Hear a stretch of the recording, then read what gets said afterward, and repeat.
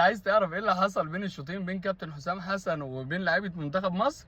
طب انا هحكي لك موقف. كابتن حسام حسن كان في ماتش لمصر واسكتلندا وهو كان بيلعب، وطالع يجيب كرة بدماغه، الجون خبطه بالجوانتي بتاعه، كان في الجوانتي بيبقى فيه حاجات محببه من هنا كده، فراح معور وشه كله من الناحيه دي. راح للجهاز الطبي، المفروض بدل ما يرشوا على وشه بسرعه ميه عاديه، ميه معدنيه، رشوا على ميه فواره، فحرقت وشه. وشه بقى محروق، قالوا له اطلع مش هتلعب، قال لهم هلعب، محروق محروق هلعب، ولعب وهو وشه كده وكسبه. فتخيلوا واحد بيلعب وشه محروق. كابتن ابراهيم حسن لعب قبل كده ماتش ورجله مشروخه، قالوا له انت رجلك فيها كسر مشروخه، انت ازاي لعب؟ وكابتن ميدو قال لك انا سمعته بين الشوطين دخل الاوضه قعد يخبط رجله في الدكه ويقول لها هتلعبي يا بنتي، فاهم؟ فالاثنين دول الاخوات التوأم دول تخيل عملوا ايه في اللعيبه في اوضه اللبس.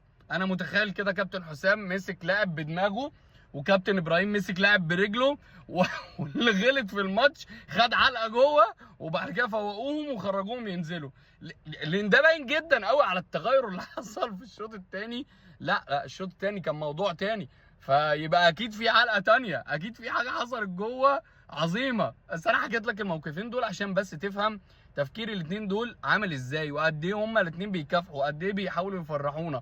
والله يستاهلوا كل خير، انا بنحترمهم وبنحبهم جدا، وبنتمنى ان المنتخب معاهم، وان احنا نفرح بقى، عايزين نفرح بقى ونحقق انجازات ما عملناش قبل كده.